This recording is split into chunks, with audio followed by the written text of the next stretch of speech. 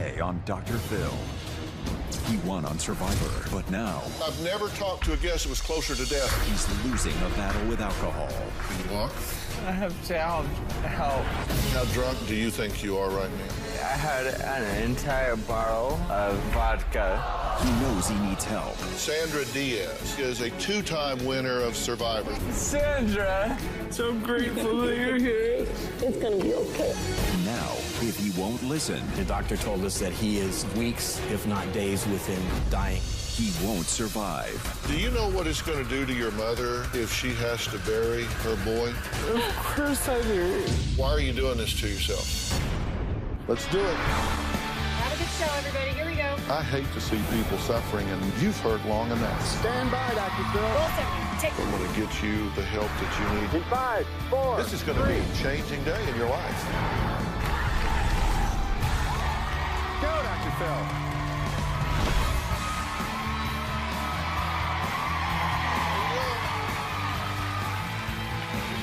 Hey, guys. How are you? Thank you very much. Thank you very much. Todd Herzog was just 22 when he won Survivor China, the 15th season of the hit show. He spent his teen years working towards that win, and he was on top of the world. Just 6 years later, his family says Todd has hit rock bottom. They say Todd has blown through his $1 million winnings, and they often find him so intoxicated that he is passed out, soaked in his own urine. With several visits to the ER and blood alcohol levels as high as 0.582, levels doctors say they had never seen before in someone who wasn't comatose or dead.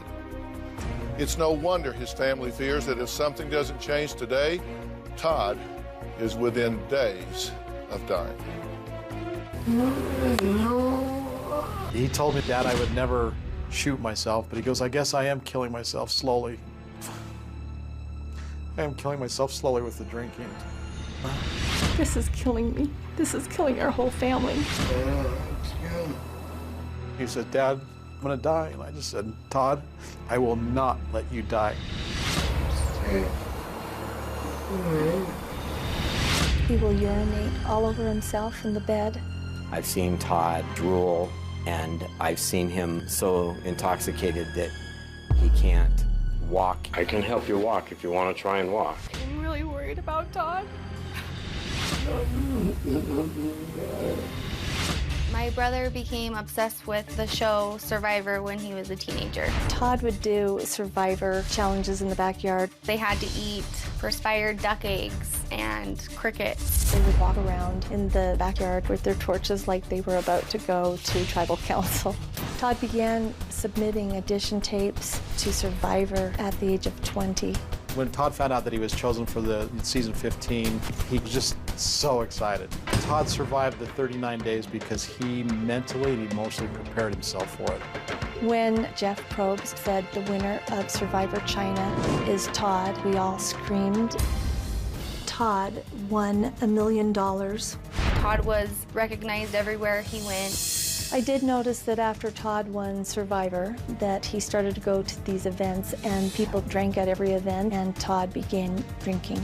I started to notice that Todd had a problem with alcohol. He was drinking alone, depressed and bored. He was at my house and I just heard this horrible banging noise. He had fallen all the way down the stairs. About a month later, we got a phone call that he had a seizure. Todd was seizing about every 8 minutes. He was put into the ICU for 5 days. Todd's alcohol level was 0.577. The doctors told us that they had never seen anyone over 500 that was not comatose or dead. I was so scared. I didn't know if he was going to die. My parents brought Todd home for a 30-day rehab. As soon as Todd got out of rehab, he was at a club drinking again. The last time we were at the hospital, one of the nurses told me that he had never seen a blood alcohol so high. He told me it was 0.582. Todd said he will never go back to rehab. He would rather just rely on family and himself to get sober. My son drinks from the minute he wakes up until He goes to bed and sometimes can go through 2 bottles in 2 to 3 hours. He will die, and I don't think it's gonna take long. I feel like I can't save my own son. It is very ironic that Todd won the show Survivor. I wish that he knew how to survive in life. Okay, obviously this is a very serious situation. How do you feel watching that synopsis of your son's life? I've been living it, and when I see it, it just magnifies that we can't fix him. We're scared, and it's gotten at the point where Todd is not Todd. He's not even existing. What is your greatest fear? Oh, getting a phone call or having him not answer, and I've knocked at the door for 45 minutes. I've tried to climb up his balcony, and I thought he was dead. It's a normal thing for me when I don't hear from him.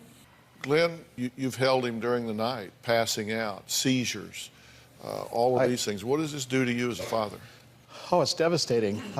It is. He seizures all night and literally have to hold him to keep him from hurting himself. I carry him to the bathroom. I do everything that I possibly can to help him, but I don't know what to do to fix the problem. How has it gotten this far? I mean, you got to realize that he's at the end here. This is the end stage. Yeah. This is when you die. Right, right. He moved to Florida, so we didn't see it all, but he would call on occasion, and he would try to mask it, but we could tell he'd been drinking. It wasn't until we got a phone call that he was working one night and he had a seizure, and we realized that he was drinking all the time, and even just to cope in life, he'd have drink after drink, and he had a seizure at work and was rushed to the hospital. Kimmy, did you know it was this bad? I didn't know because he was so far away. I knew he was drinking, but I had no idea how bad it was. Chuck, you wrote the show. Yes, sir. Tell me why. At one point, a doctor told us that he is weeks, if not days, within dying. When you see someone that has this much alcohol in their system and in their brain, all of their functioning starts to fail. Right. Their ability to function socially, of course, fails. Their organs begin to shut down, and you start to see their grooming, their housing, their clothing, everything begins to deteriorate to the point that it's almost indescribable. Has that happened here? Absolutely. Even food-wise, you go in, there's nothing in his pantry. You go in, he hasn't done laundry for days. He hasn't shaved, and he's so shaky in between the drinks that he asks people to help him shave. In February, when we got a call saying that he had had a seizure and that we needed to get him to treatment, Shirley and I flew out about 4 hours later, and when we got to his apartment, it looked as though it was more like an episode of Hoarders. Besides the alcohol bottles everywhere, there was rotting food, there was clothing. You literally had to climb over things to get through the apartment, get through the house. The bathroom was unhealthy. Could the urgency be any higher? No. No. No. No, I mean, extreme. You're legally intoxicated at 0.08, 0.08 blood alcohol level. Right. He is 0.582. Yeah, and he's a little guy. Blood alcohol level. And you have to understand, there can be no relenting here. We're not talking to Todd here. We're talking to some version of him that is in an impaired state. And there has to be a willingness to do whatever it takes to get him to the medical resources to help him, even if it involves getting a 5150, even if it involves getting an involuntary commitment. We have to understand we have one goal here today, and that is he does not leave here and kill himself. He leaves here and gets some help. Absolutely. And nobody, if you aren't 100% steeled against and to that, you need to excuse yourselves now, because I will drag him if necessary. We do what we have to do. Because listen, yeah. I've never talked to a guest that was closer to death than this one. Oh. I don't know that we can even get him here. He's barely able to stand as we speak. Look, we've got to take a break. Next, knowing that Todd's life was in danger, we sent interventionists Debbie and Brandon to meet with the family and assess the severity of the situation. But what happened during that family meeting, no one was prepared for. Todd's situation was just over the top. And it went from dire to a whole other level of dangerous. Find out what happened when we come back.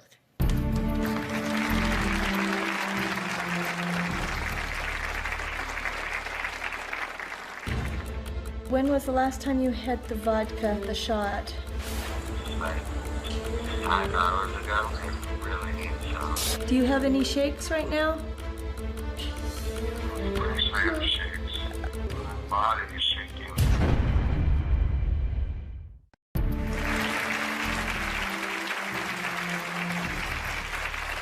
Todd Herzog was just 22 when he won Survivor China.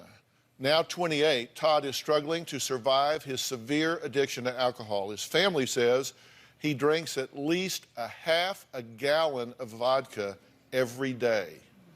So we sent VIP recovery interventionists Debbie and Brandon to Utah to meet with Todd's family and figure out a plan. No one was prepared for what was about to happen when they made that visit to Utah. Take a look. Hi, how are you doing?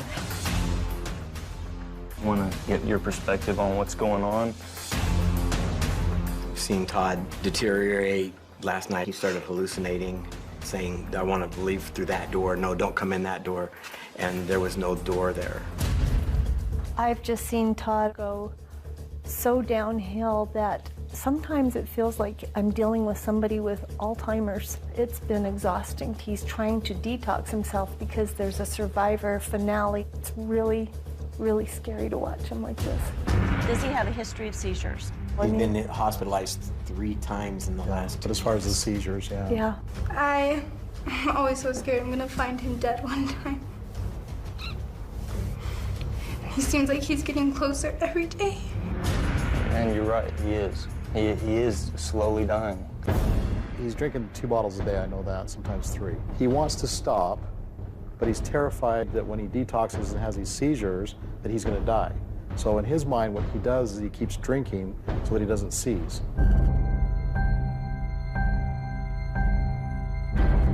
Hey, how are you? Are you worried about getting another shot of vodka? Yeah, because I need one really bad. When was the last time you had the vodka, the shot? 5 hours ago. I really need some. Do you have any shakes right now? Of course I have shakes. My body is shaking. And I'll bring that vodka to you right now, okay? I'm leaving right now. Okay. Okay, I love you, Todd. Hey, bye. I absolutely believe that you need to get over there now and give him that vodka so that he does not go into what we call DTs or delirium tremens. Do you and does the family understand the seriousness if he goes into DTs? We just think death. Let's go. Okay, all right. We're only a block away from where Todd is. His stepdad and mom are actually going to go into the house, determine how severe the tremors are at this time. One of the things you could do is go ahead and leave your phone on. We'll stay connected once you get there. You feel better a little bit having that in your system? You're not shaking too bad. How's your stomach feel? Crab, black. What does that mean? Black poop could mean that you have some internal bleeding and that it's been bleeding for a while. This is serious. Body organs are shutting down, and we need to take action immediately. Well, Debbie and Brandon raced back to the house to get the rest of the family to see if they could get Todd here. Now, time clearly was of the essence.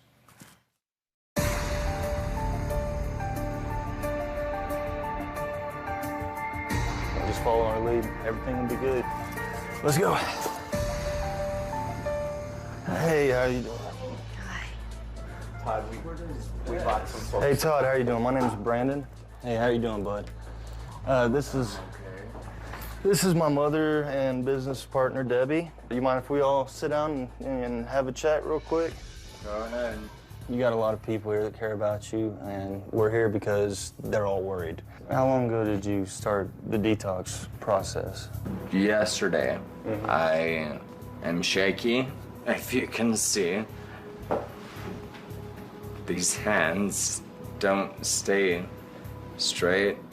I've had to have my parents give me small shots to keep me from shaking so that I don't seizure. What is this? Can someone please tell me? Yeah, we're here to offer you some help. You said yourself, you know, that you're struggling with alcoholism and you're trying to detox.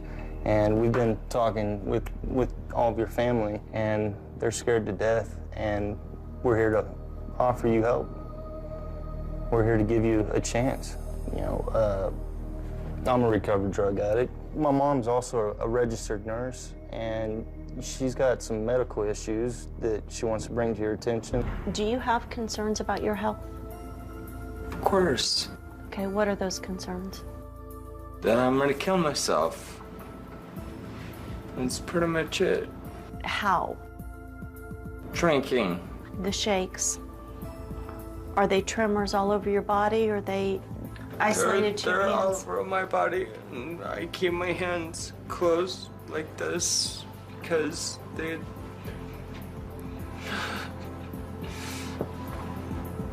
I've not had an appetite for days and days, and I vomit a lot. So what happens if you have a seizure and nobody's here to help you?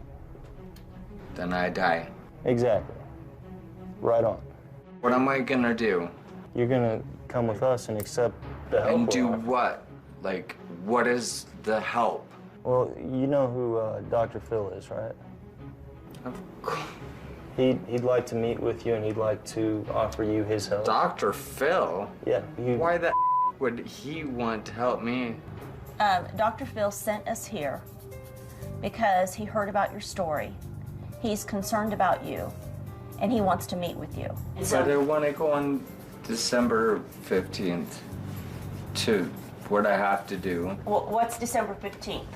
The December 15th is the finale of Survivor, because I was obviously on the show, so there's a red carpet, and I was invited by press to stand on the red carpet, and I really want to be there because it's important to me. We're going to ask you to pack a bag. The things that you need, we're going to ask your mom to go with you to get a bag quickly packed, and we're going to head to the airport.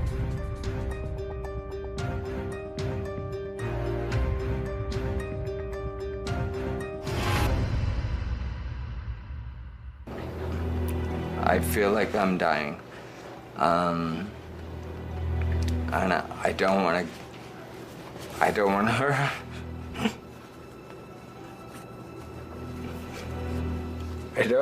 want to hurt my family. That's why I'm willing to go. Because it hurts a lot. Well, there are two empty stools sitting here because the plan was when we came out of that tape, Debbie and Brandon were going to be sitting here to give us an update about what was going on. But as with any serious intervention, particularly one that I believe is on death's door, things change really quickly. Todd is in bad shape upstairs. He cannot stand, he cannot walk. So I asked Debbie and Brandon to go up there to check on him. So we'll see what happens when we come back.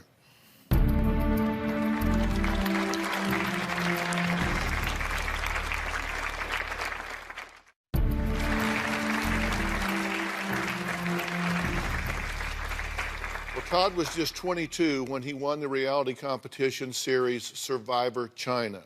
But now, 6 years later, he is in a life and death struggle to survive his serious addiction to alcohol. In the past few months, Todd's family has taken him to the ER 4 times, where his blood alcohol level has reached as high as .582. Now, that's more than 8 times the legal limit, and a level so high that death is considered not possible, but probable. Now, we sent Debbie and Brandon to help get Todd here today because he has agreed to meet with me.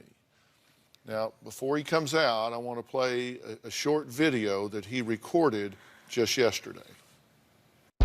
Every single day I have to wake up, wait for the liquor store to open, go buy 2 bottles that are this size right here, and then I have to take 2 shots about this big. It's the only way to stop the shakes. I've had 1 today, but I have to have a second.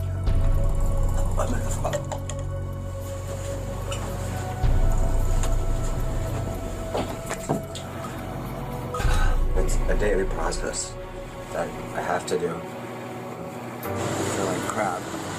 I just threw up. I'm shaky and weak.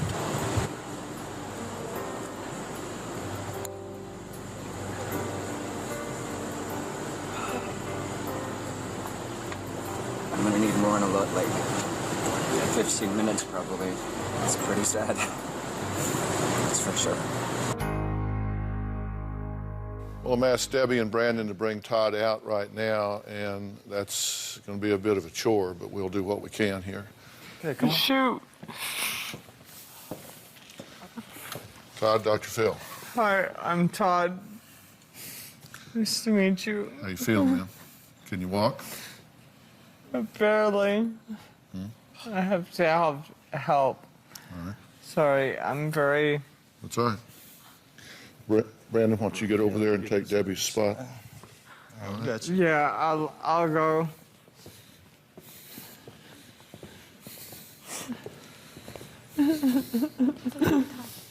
I'm sorry, I'm crying because I just can't believe this is happening. So, Turn around. it's happening. And just come turn around. 1, Okay. 2, 3. Here we go. Why do you guys have 9-foot chairs? Go on up. There you go. All right. You're good. But I'm good. Yeah. Hey, Good to see you, man. good to see you too. How you doing, Good bro? to see you. So yeah, I'm okay. Cause I didn't know this was happening right now. You're not okay. No. You said you're Not. okay, but you're not okay. You're not even almost okay. No. Do you know who I am? Yeah, of course I know who you are. You are here because I wanted to talk to you because, in my opinion, you're killing yourself, man. I am. Yeah, killing I yourself. am. I know I am. And I'm wanting to get a sense of how present you are in the moment right now. How drunk do you think you are right now? Well, today I had an entire bottle, like a liter of vodka. And because I do usually 2, maybe 3 a day, depending on the day. Well, And I want to get a so- fix on you right now so I know what I'm dealing with. This is a breathalyzer. Okay. I want you to blow into it really hard for 5 seconds when I tell you Okay. so I can see where you are. All right, take a deep breath and blow. Keep going, keep going, keep going, keep going. Okay, thank you. I want to do this because I want to know how impaired you are at this point. I'm hoping this is a low number. I hope it's low, way low number than what I've seen in the past. 0.263. So pretty bad. At this point, do you have any ability to think clearly? Yes. I can talk to you clearly. Like, I might sound slurly, but I can tell you the truth about whatever you want to ask. Well, at 0.25, just so all of you know, all mental, physical, and sensory functions are severely impaired, emotionally and physically numb, and possible loss of consciousness. There's a high risk of asphyxiation from choking on vomit. I mean, and you're actually above that at 0.3, which is where you're headed. They may suddenly pass out and be difficult to awaken. Tremors, memory loss, drunken stupor, cool body. I mean, why are you doing this to yourself? I have no idea. I hadn't ever had a drink until I was 22. And so I wasn't even like excited to drink at 21, but So you started partying. Yeah. And so you started drinking and you celebrated, you felt better. Yeah. Okay, but now that's changed. You don't feel better anymore, do you? No, I feel like crap now, basically. Tell him what it's going to do to you if you have to stand there and drop dirt on his coffin. Man up and look at her. It will kill me.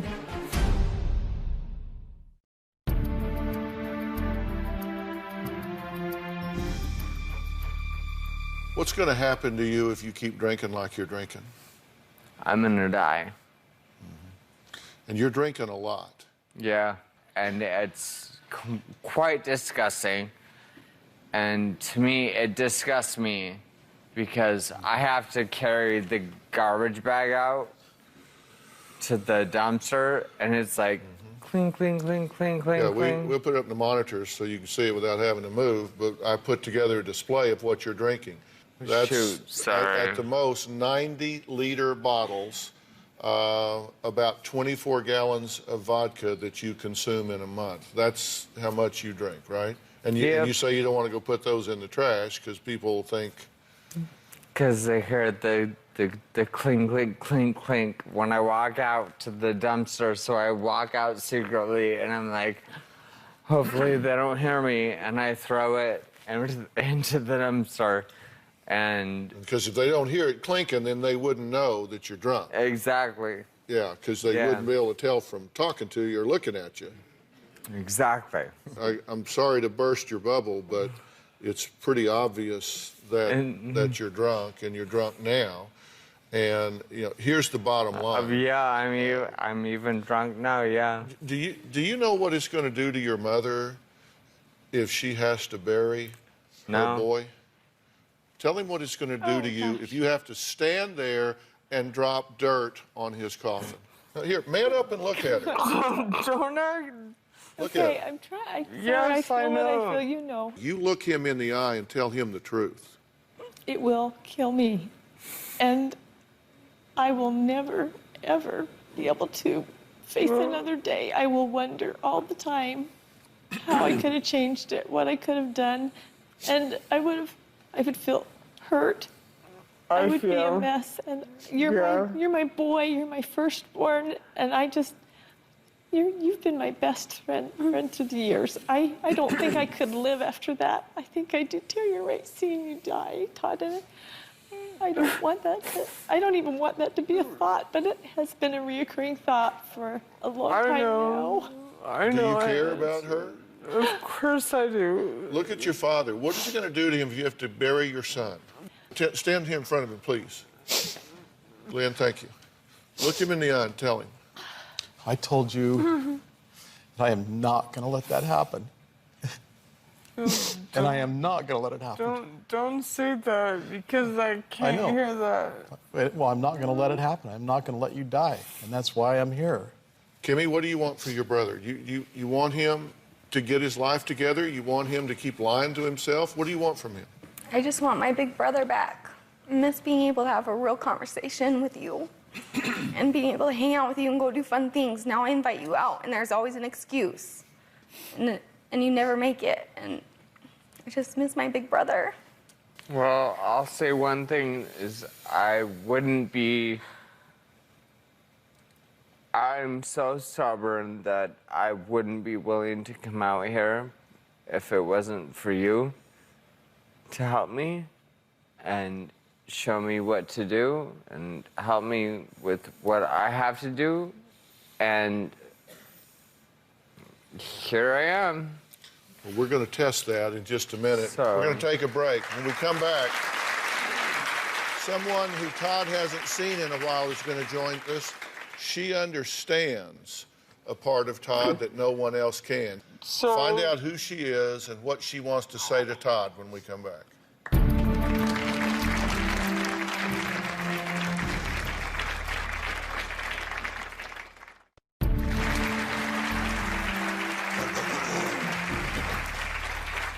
Well, winning the reality competition Survivor is no small feat, especially when you're just 22, as Todd Herzog was 6 years ago when he won Survivor China.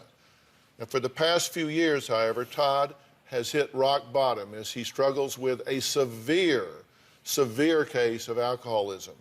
His family wrote to me for help as Todd has just refused to turn his life around. He's refused to go to rehab. He has refused to do anything that gets him back on the right path.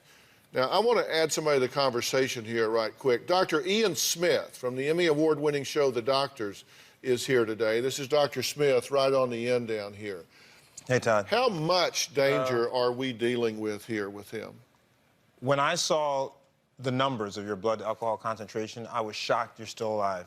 I mean, those numbers are beyond scope. The volume of alcohol that you're consuming is absolutely destroying your liver.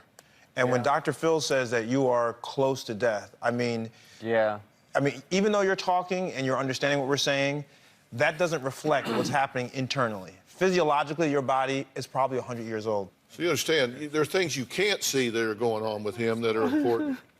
Okay, now, I would like to introduce someone who wanted to be a part of the show today for Todd.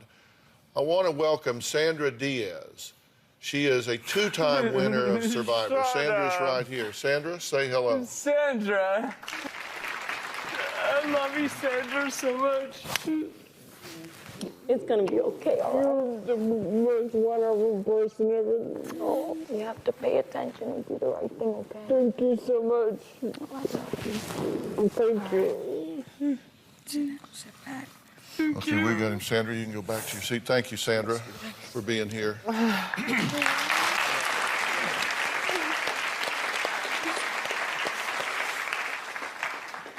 Now, Todd actually called you 4 days ago, right? He was crying, saying that Friday. rehab is just not working. He was out of money. He was just at the bottom of the barrel. True?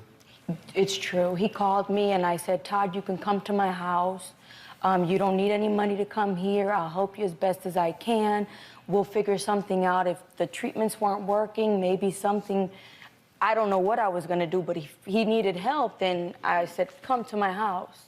But he didn't come because, what did he say? He said he was gonna talk to his mom and get back to me. That was his response.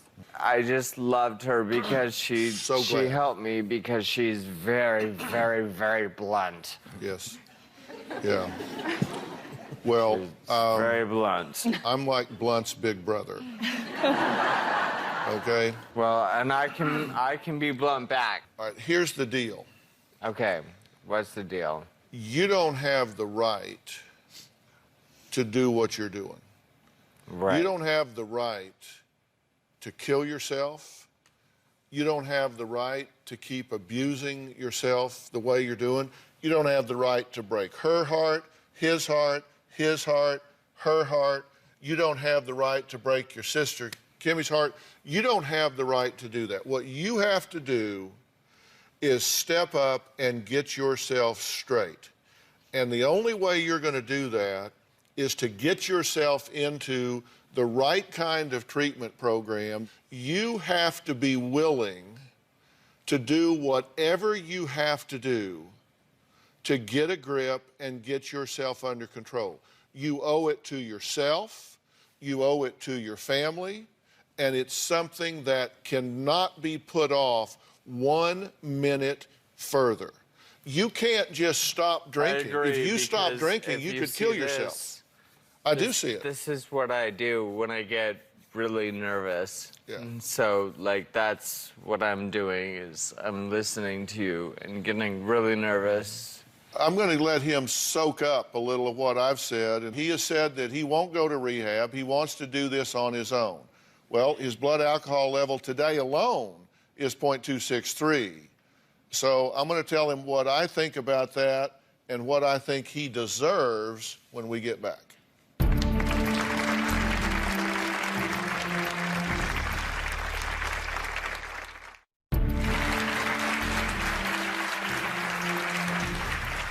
We've been talking to 28-year-old Todd Herzog and his family. Now, Todd won Survivor China 6 years ago, and he was on top of the world.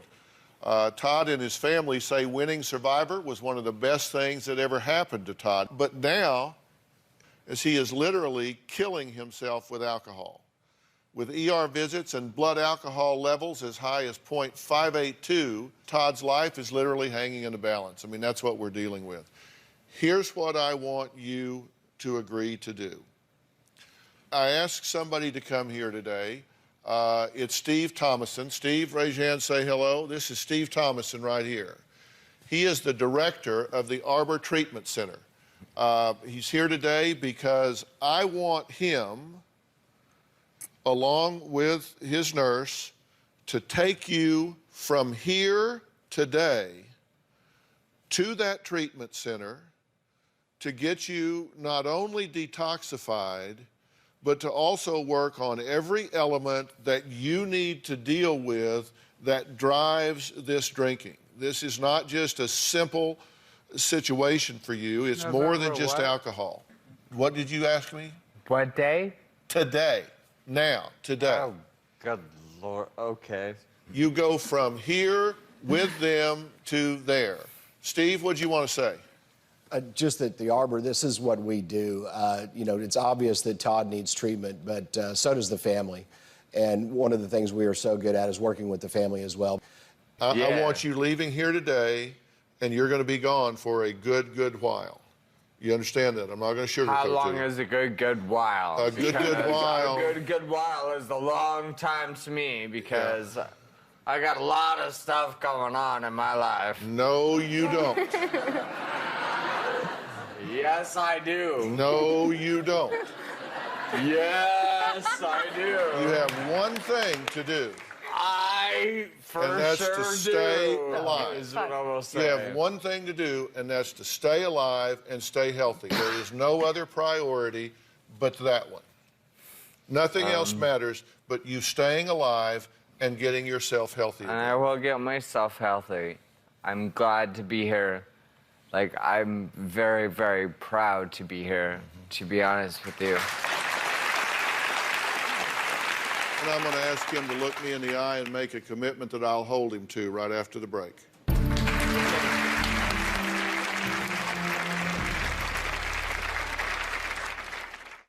Todd, you and I have been talking, and I want to be very clear. I think you have a really good heart. I think you realize that these people love you unconditionally. And I'm willing to do whatever I can do to actually make myself okay. And this is not going to be easy, but No. you are capable of doing this. How long do I have to go? You're going to be gone for at least 90 days. And probably a lot longer dog. than that. Seriously? Seriously. 90 days? And understand that 90 days And may that's well over just Christmas, be the beginning. And that's over my birthday. It's over your Christmas, it's over birthday, it's over a lot of things. Well, shoot dog is all I have to say. At least you'll be alive for it, Todd. That's right. You leave here today, you go there, we get you right, and then you come back out here and tell us how you're doing. Fair enough? Yeah. Okay? Fair enough. Deal? I want to thank all of my guests today. A special thanks to Debbie and Brandon of Vital Intervention Professionals VIP Recovery for their help in getting Todd here today. You guys didn't have These two. We didn't They're give wonderful. you. Yeah, we So didn't thank them. We didn't. And Sandra. We didn't give you guys much chance to say anything here when you were out here today, but it was all about you on tape while you were upstairs. So people heard from these guys plenty. Are they great or what? These two. Let me tell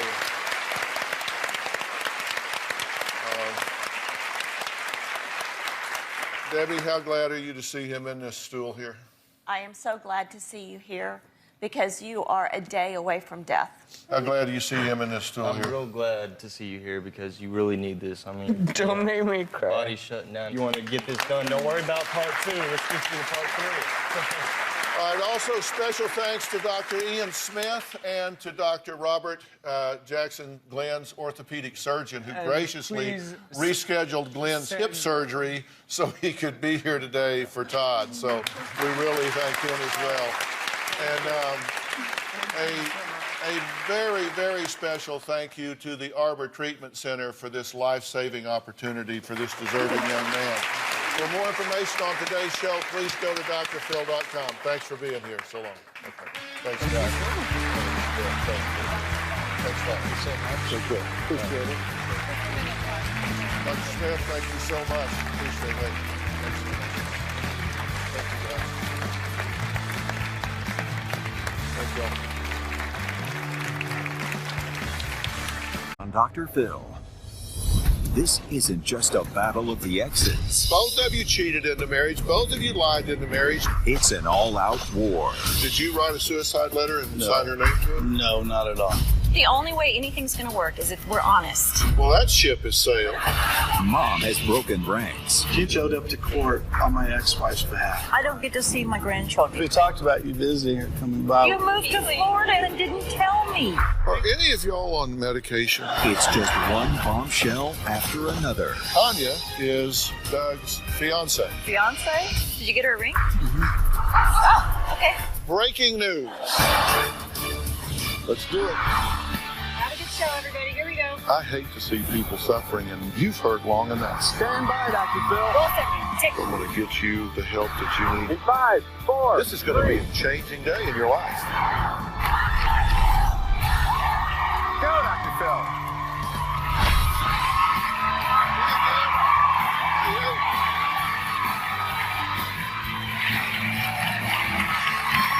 All right. Thank you very much. Thank you very much. You know, I want to start today's show by reading a few lines from a letter a father gave us from his 9-year-old daughter.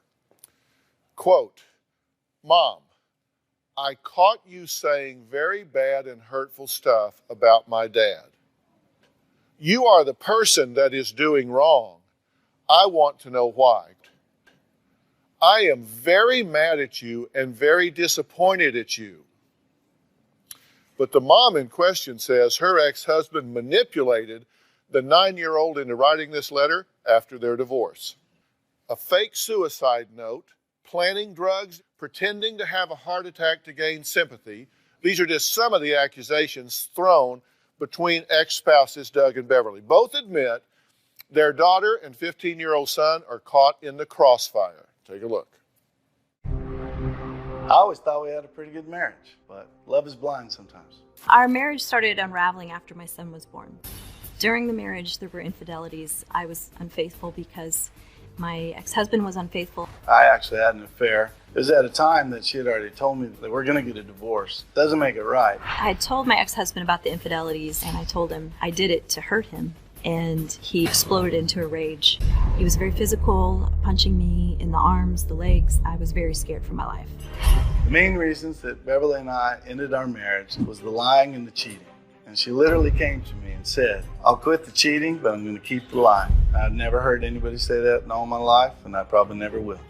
Beverly and I got divorced in 2007. After the divorce, Doug would keep me from my kids. Getting ready for school? Mm-hmm. Beverly alienates herself from her own children. She skips on even coming to see the children.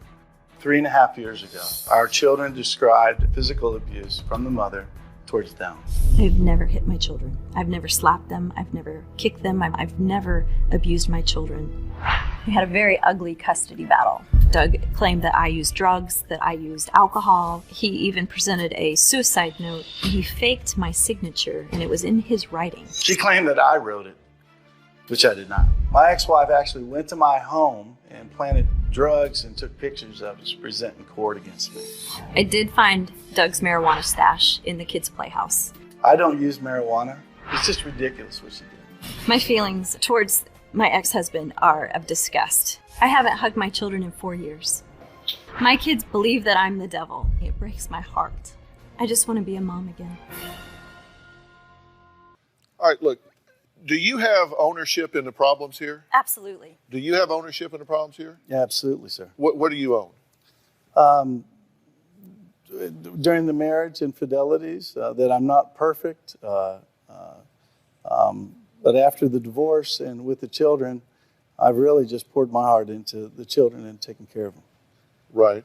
And have you helped or hindered their relationship with their mother? Oh, I've helped their relationship with their mother. Absolutely. Absolutely hindered That's all. the relationship. That's all I could do. He would come Beverly, and get is the there- kids in the middle Beverly- of the night. I'd wake up and my kids weren't there. Okay, is that true? That she called and said No, that I I could did come not get call them. you. I Okay, did not wait, call wait, you. wait. All right, look, let me tell you something. Let me just say something real quick, because this could just be a real short conversation here. If we want to improve something, somebody's going to have to tell me the truth. And you need to hear what I say before you respond, because your response is going to be critical here. It can't be the way both of you are saying. There isn't a version of the truth. And I'm going to tell you something. When I looked at this, the only reason I agreed to do this story was because of the children involved here. Because shame on the two of you for managing this situation into the ditch that it's in right now. I agree. And if you think you've got the moral high ground here and are pointing a finger at her, let me tell you, if you're so smart, how come you've got this in such a mess, my friend? No, I And agree. if you're so pristine, how come you've got this in such a mess? Oh, I've never How said long's I'm it been since you've been with your children? I see them on about once a month, but he's usually there or his girlfriend is their supervisor. Great job, guys. Yeah. Great job. They didn't choose this. No. You chose it. The two of you got married. Both of you cheated in the marriage. Both of you lied in the marriage. Both of you have manipulated in this situation. And so your kids are reeling from it. And you may think that this will be a great win for you if they're all with you and hate her. But let me tell you something. Hear what I'm saying. I will. Hear what I'm saying. This will backfire on you so bad you will never believe it. You won't see it coming. You will never believe it. The parent that alienates a child from the other parent ultimately winds up being on the very short end of the stick, because these kids get smart enough to start thinking for themselves, and they're going to look around and say, why did you do this way? Right. And I wouldn't be surprised if they didn't want to have anything to do with either one of you when they get to a point of independent thought. I would hope that would be our nightmare, but I have not done that. Well, Doug says their children accuse Beverly of inappropriate behavior, which she denies. Take a look at this. My daughter let my son and I know that their mother had been coming in after they fell asleep and would touch our daughter, touching her hair, touching her leg, things of that nature. Then it was just shocking. It's complete lies. I would read her bedtime stories. I would rub her back. I would kiss her forehead goodnight and leave. She refused to stop, so the kids ended up writing on the wall, "Don't touch me, Mom." I saw that and I was destroyed. Okay, do you believe that she has sexually molested the daughter here? No, not at all, Dr. Phill. You don't believe that? No, not sexually. The only thing I was referring to there is what my daughter and son had told me. Let me just say to both of you here, and I'm going to let you respond to this, but you've asked for my opinion. Absolutely. And you're going to get it. I want to. And you need to understand that I am especially trained as a forensic psychologist. And there are red flags that neither of you know that with a high degree of reliability predict manipulation and dishonesty. And I'm real curious to see who's going to wave those red flags the loudest today. I'm very troubled by that letter that was written by your daughter. And so was I. Very troubled by Which that. I've never seen. So I've was never I. seen that letter. Well, unfortunately, there's many of them. Yeah. Yes, there are. Yeah. Which tells me that somebody here is allowing these children to deal with adult issues. Yes. And asking a child to deal with adult issues is a serious transgression. Red flag, like a Navy flag man. Something here is not right. Yeah. Doug says his mother betrayed him when she stood by his ex in custody court 3 years ago. His mother is here. She's going to explain why she made that decision when we come back.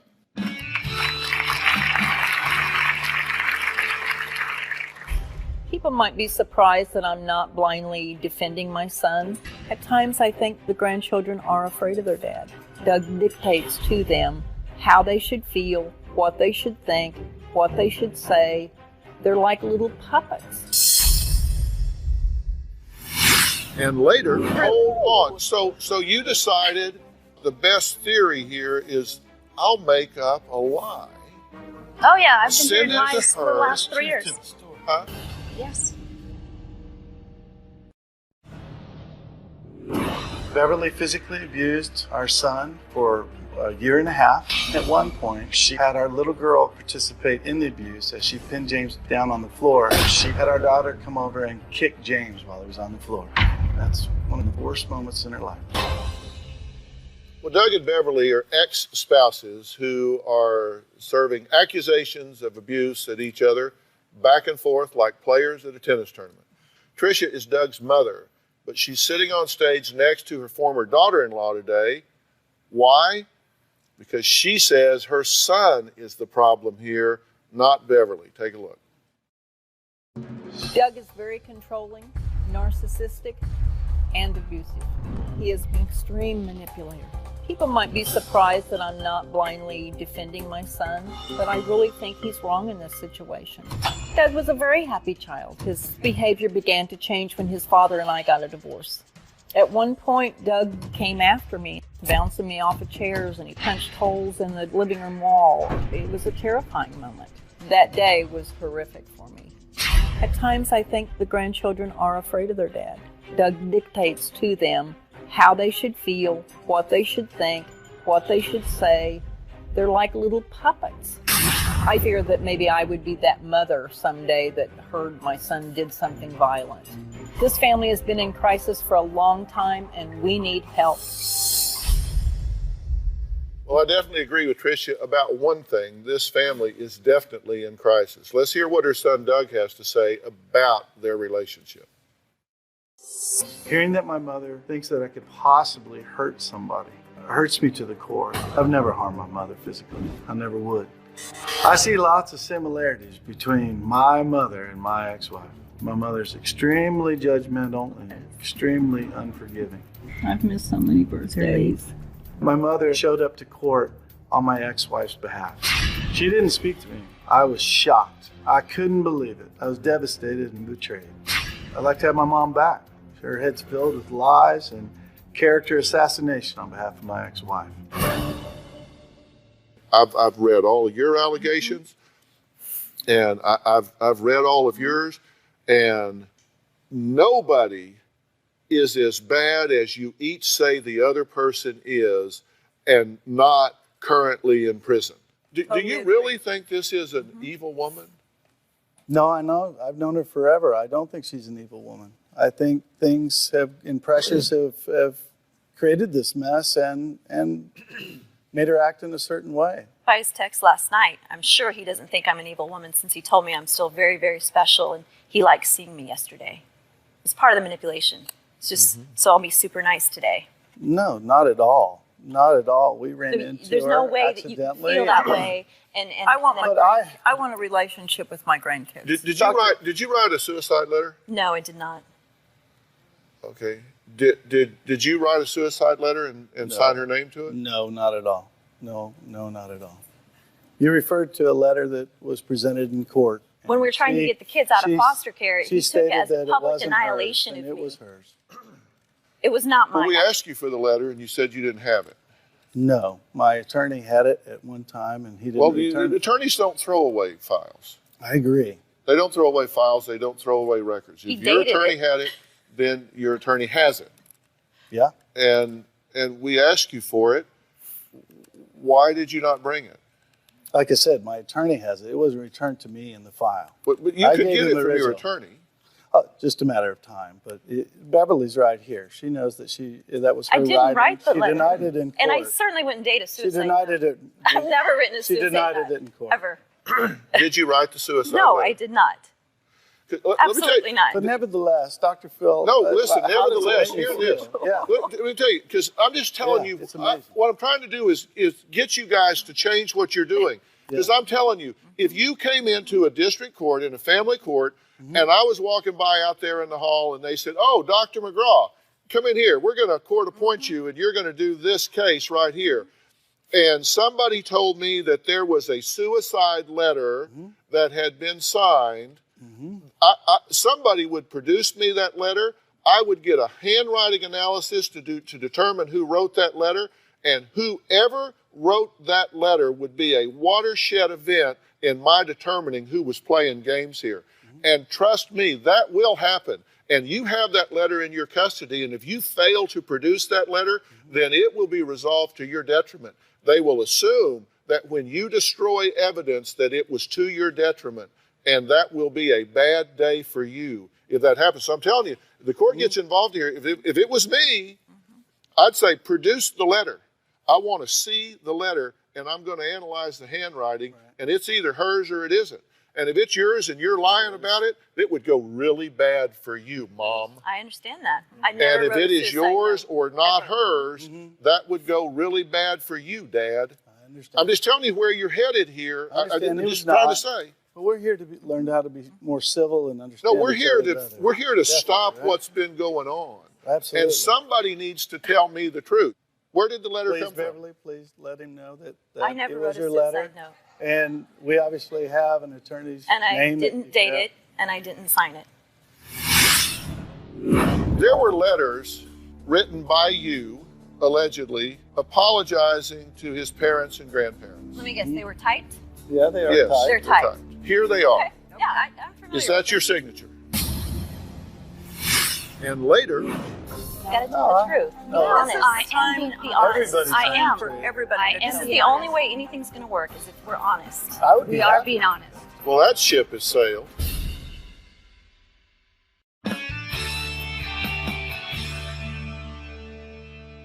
I wrote it down so we could see it. There were letters written by you, allegedly, apologizing to his parents and grandparents. Let me guess, they were typed? Yeah, they are Yes. typed. They're typed. Okay. Are they signed by you? I don't believe so. Well, No. I don't know. Please. You either signed them or Please, you didn't. Beverly. I'm just asking you. Did you sign them or you I didn't? would like to see them because You the wrote next thing them to I my know grandma. is that they ended up at all the families. Well, you Everyone told got a us that copy he of this. that he Beverly, stood please. over you, dictating self-deprecating letters to his family. That's exactly These right. are the letters. Yeah, those You letters. said you wanted to see them. Here they are. Okay. Yeah, I'm familiar. Is that with your them. signature? Yes, I believe so. Well, come on. Come on. Feel free. It's okay. You either signed them or you didn't. Our handwriting is very similar. Yes, So- it is. I, No. I'm Come sure on. I signed them. Beverly, I'm sure I there's- signed them. There's letters there to my grandma, 2 of them. She even wrote you back, and you wrote her another one. Did you write Come those on, letters these of your free will?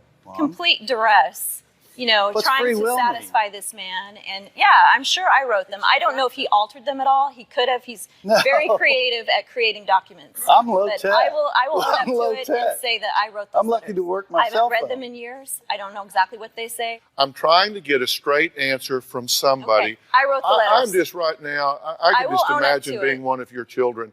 I would just so want to tell you Oh, people it's to shut the horrible. hell up and sit down. Oh my God. This letter says, you deserve to know the truth about your grandson and why our marriage is over. I have misled you to believe I am someone I am not. I have been very selfish, difficult, and untrustworthy. I have never been a proper mother or wife. I tried to hide my past from Doug and tried to make you love me. So if there was ever a question about Doug, I would have you in my corner telling Doug that he was messing up and I was a good woman. But the truth is, Doug is a very great man and an amazing father. Signed, Beverly. Now, did you write it? And if you wrote it, did you write it under duress? Did you write it under free will? And is that your signature? That's all I'm asking. Yes, I wrote that. Yes, that's my signature. I wrote that because I was trying to please him. He told me I needed to write letters and to pour out my feelings. And at the time, it was almost being completely sarcastic. He's the best man in the world. I've done everything wrong. And he brought these letters up in therapy, in court. He's tried to railroad me with these letters. And they were supposed to be just a therapeutic, just get it all out. And it was something that I need to do to make amends to you. Remember that? It was just a great thing that you did. No, it's not a great thing because it's ridiculous. No one would ever say that. I didn't hear a lot of those things during the marriage. Okay, well, what you told us is that he stood over you dictating these self-deprecating letters. That's not what you're telling me now. I'm just saying. You're saying you did it because you were trying to get along. What you told us before is that he stood over you and dictated it. Which is it? He told me to write the letters and to be very specific about certain events. You told us he stood over you and dictated the letter. He told me. Not verbatim. I did not. But you told me. I wasn't around. I was involved with the letters. He says she wrote the letters to his family admitting she was a terrible wife and a mother of her own free will. You say you've never abused the children. You say you found marijuana in his house. That is true. These are pictures that you took and presented them to a judge. Correct. I've never seen those pictures. Y'all are so playing with fire doing this. I'm telling you. I was advised by an attorney to send those pictures to the judge, and that was ridiculous. It was a mistake. That backfired, didn't it? Yeah. Okay. So this was taken, but then you say that she planted marijuana in the house because you came up with a drug test that was negative. Negative, and I was out of town that weekend. They announced to her that I was going to be out of town. Okay, is it your marijuana? No, sir. And you didn't plant it, and it's not your marijuana. Come on. Okay. It was in his house. It wasn't mine either. Yeah.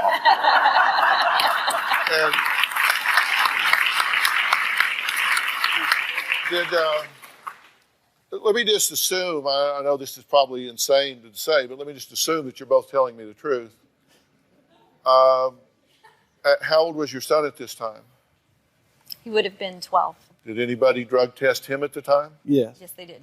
And? Clean, Right, of course. negative. She had a lot to gain by taking those pictures at the time, she thought. Yeah. She says that you forged a suicide note and signed her name. And you say you didn't do that, right? No. She admitted abuse and said she'd continue and tell the children, Daddy told me to do it. He was afraid to go home because his mother abused him. Have you physically abused your children? No, I have not. Have you in any way abused your children? I think I've acted ridiculous. I've been aggressive. I have not abused my children. I've never hit them, kicked them, punched them, nothing. So you didn't hit and kick and call his little sister over and tell her to hit and kick too? No, we were tickling time. It was tickling time. We're playing. That's not what our children have I told have us. scratched my son's arm. I did do that. That was an accident, but I did scratch. Well, we're talking about you say that a the year children, and a half of that. You say that the children are afraid of her. His mother is acting out of control, and he was afraid. This was in a psychological interview. You have the letter that I wrote, and I said that the kids can come over whenever they want, but I'm not going to make them to come over. Anyways, did you fake a heart attack? No, yes, sir. you did. Yes, you did. No, an accumulation of all this chronic stress finally got to me last September, Dr. Phill. Do you see why I wrote? Well, you're supposedly having this heart attack. She wrote down the symptoms. You didn't go to the front of the store and ask a doctor. You didn't ask a doctor to check you out or call an ambulance. He had my daughter write down the symptoms he was experiencing. And then he got in the car and drove them home 12 miles. He could have gone to the emergency room. He could have called. You could have gone to the clinic, your girlfriend's Doug's fiance is here and says Beverly says she has some words for her next.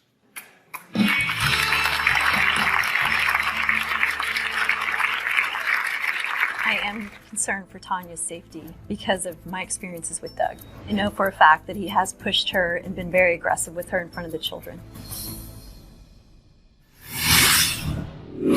Tanya is Doug's fiance, and therefore could become... I'm sorry? Fiance? Did you get her a ring? Wow, okay. Breaking news. Doug lets my daughter do things that I would never allow. When she was 8, she started wearing makeup, mascara, eyeshadow, lip gloss. My daughter does enjoy wearing mascara and even shaving her legs, but she's just trying to be like her girlfriends. They're all doing it. It's improper, and he would say that she looks beautiful with mascara on, and that disgusts me because she's a little girl. Well, sadly, we're talking about how divorce divides families with children choosing sides. Doug and Beverly divorced 6 years ago. They have 2 children. They have a 15-year-old son. They have a 9-year-old daughter. We're not showing their pictures. God knows they've had enough. Okay? But interestingly enough, even though Tricia is Doug's mother, she has actually joined forces with Beverly because she thinks Doug is out of control here. And then we have Tanya.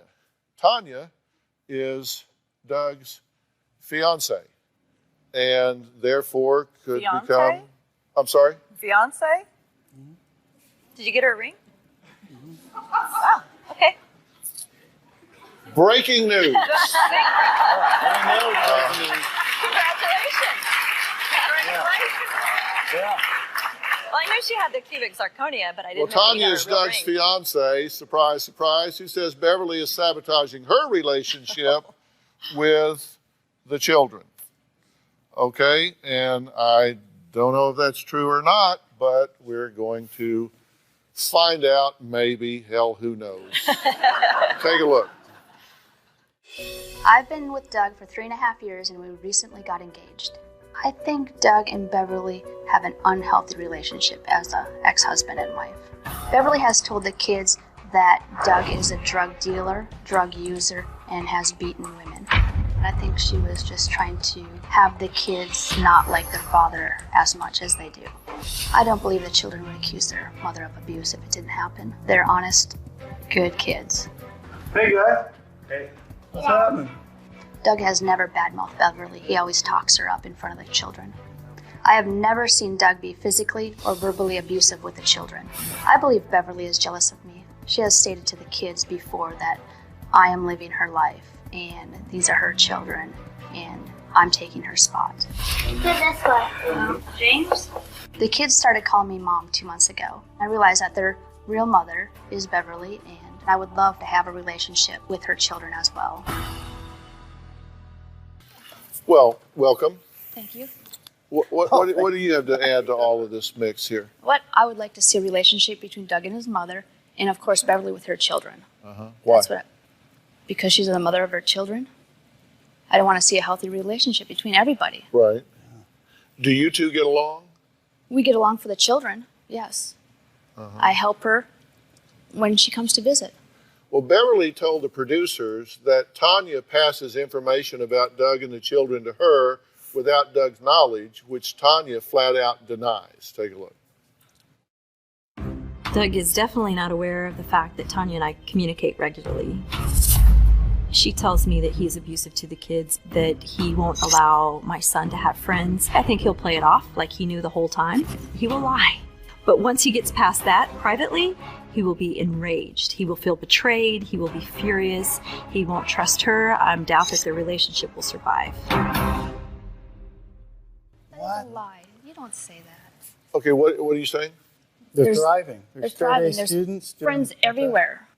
They're socially acceptable. They have no tons of they friends, have no having family. a blast, and straight A students. Where's How the do you think it makes grandparents? me feel that you're Where's their siding with someone that's sitting next to someone that's I'm siding for my creating own so much side. angst I don't in our I don't lives? get to see my grandchildren. You can. Why is We've she been not trying seeing to- her Why? grandchildren? Well, that's a great question. Why aren't you seeing your grandchildren?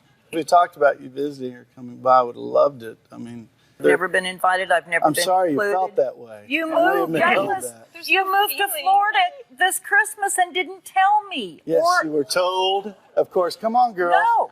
Come on now. Did you tell me? Come on, Tanya. Well, let me just move this along. You can do this without me It's here. all about your children. Tanya allegedly emails that Doug pushed her and her teenage daughter had to protect her. Is that true? He was getting me in the car. I'm sorry? He didn't push me. We were getting in a car. I didn't want to get in the car.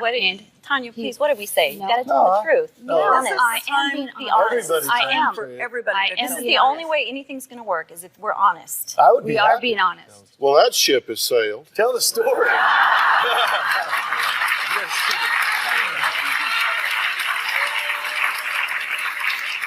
So, according, I have an email here. I have an email here that allegedly is from you to her.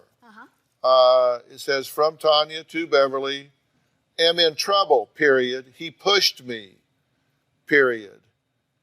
Blank got out and protected me. When we got home, I left. Sorry. Did you send that to her? Yes, I sent that to her. But, yeah, that wasn't what happened. That's the truth. That is the truth. Well, that's the truth, except what she Beverly, all you do is lie to me about Doug over and over.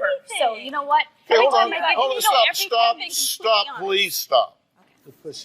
Please stop. Let me just ask you a question, if I may. Yes. You say, did you write this email? Oh, yeah, I wrote that. Okay, but yet you said it didn't happen. No, it didn't happen. So which part?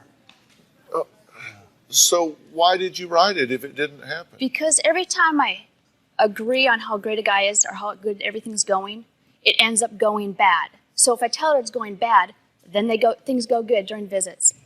Oh, that doesn't even make any sense. Hey, hold on. That is the truth. Hold on.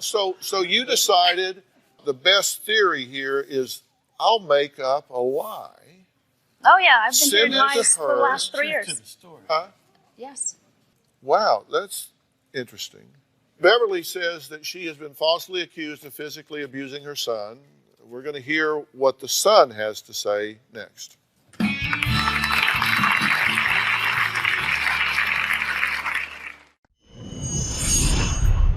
About a year ago, I was seeing Doug again. We were trying to figure out if we could work on a relationship. He told me that it was a package deal. If I wanted my kids, I had to take him too. He was dating Tanya at that time as well. If you were to ask Doug if we were dating a year ago, he would say absolutely not. Doug would lie about the relationship.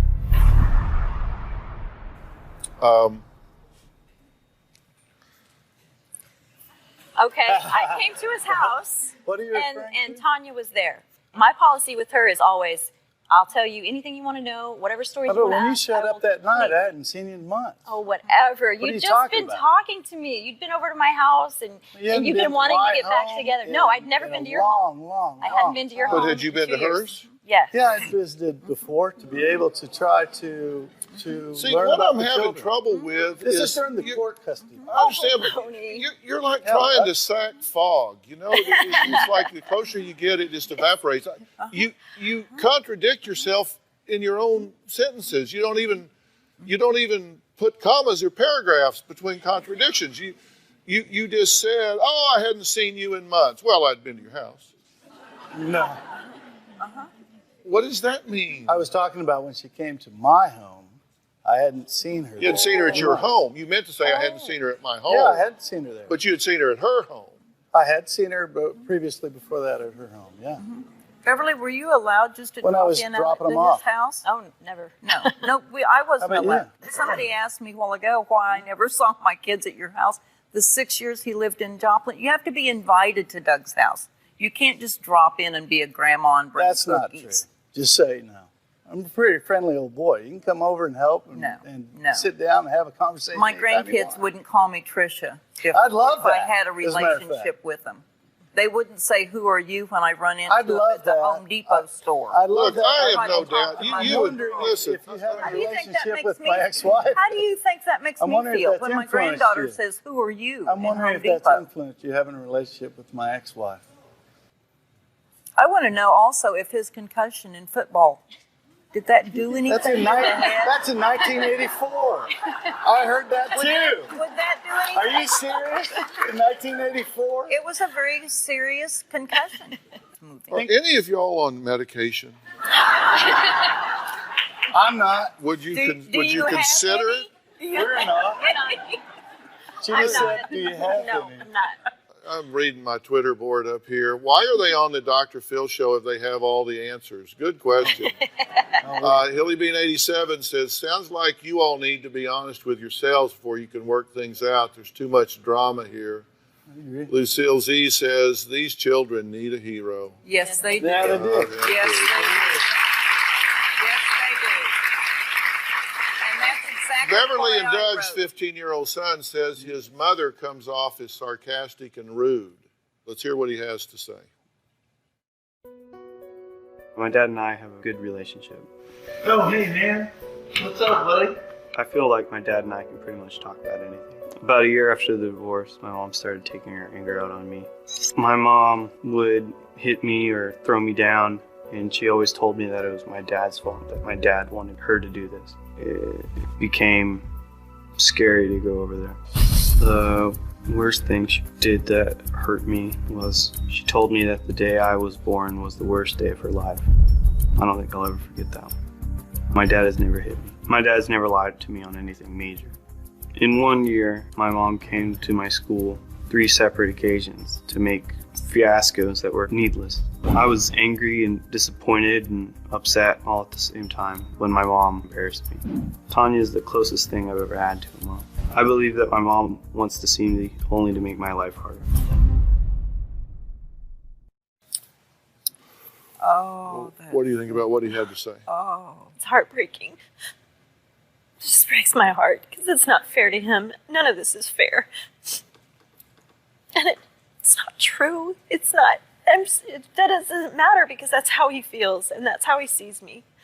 But I would never abuse him. I didn't abuse him. You've admitted it to me before. Well, we're going to take a break, and when I come back, I'm going to talk about what it feels like to be parented by 2 right fighters. We'll be right back.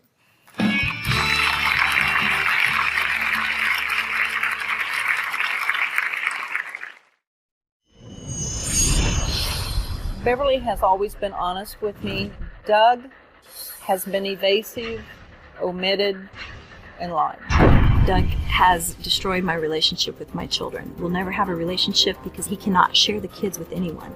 Beverly just doesn't want any responsibility. She wants to be a single woman with no kids.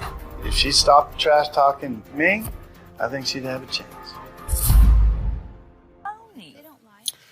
Well, I'm here with Beverly and Doug. They were married for a period of time. They are now co-parenting 2 children that are caught in the middle of a crossfire between them.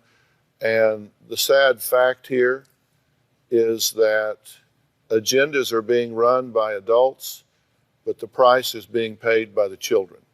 Doug, I want to ask you a question, and I don't want to hear a word out of anybody here while I'm talking to him, please. Do you recognize that while you may feel like you're winning, that your children are losing? Yes, I do. Do you realize that while you're wanting to make a case that this is a mother that has abused her children, been inappropriate with her daughter, been neglectful of their needs mentally, emotionally, physically,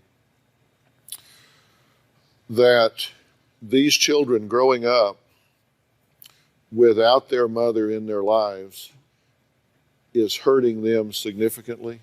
I recognize that. And I don't look at her in that light anymore. A lot of things have happened. It's water under the bridge. But these kids need her in their lives. Well, you know, talk is real cheap. Yes. And you say one thing out of one side of your mouth 1 minute, something else the same minute out of the other side of your mouth. And you kind of want to have the last word and be right in the situation. But the point is, you are cheating them in service of an agenda by not having a relationship with their mother. You are what's called the target parent in this situation. There's a point at which you have to stop being a victim and start creating the kind of relationship and bond that you want with your children. Because your measure of success as a man and a father is to lead this family even once there is a divorce. And both of you have done ridiculous things in this relationship. And I will help in this situation. And I'm talking about bringing in some high-level professionals that understand fractured families and alienated relationships and create that bond. As our gift to your family, I will bring you the professional help to do that if you will take it. We will accept. And I'll take the lead and be the man you're talking about. Well, we'll see. We will see. And I hope you two will support this in them and recognize your boundaries and stay the hell out of what's none of your business and support them in doing what you need to be doing. We asked viewers on Facebook this poll question: should children have a choice in deciding which parent they want to live with? I'll tell you the results when we come back.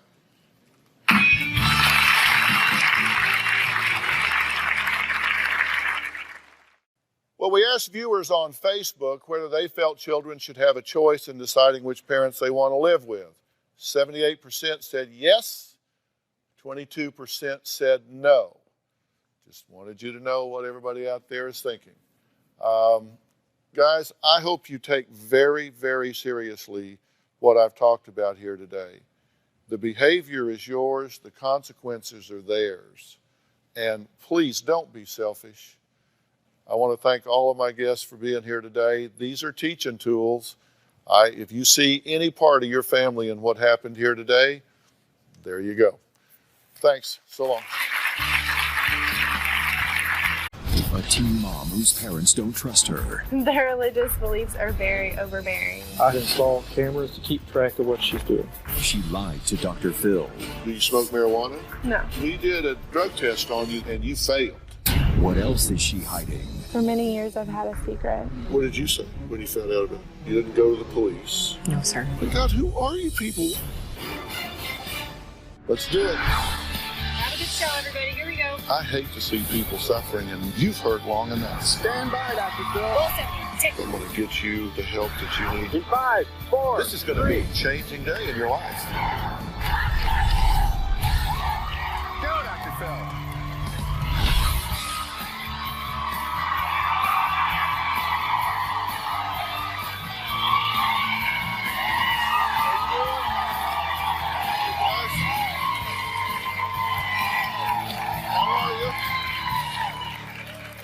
Well, dirty, smelly diapers, a sink full of dirty dishes and baby bottles, rotting food tucked behind mounds of dirty laundry, and used hair extensions on the floor.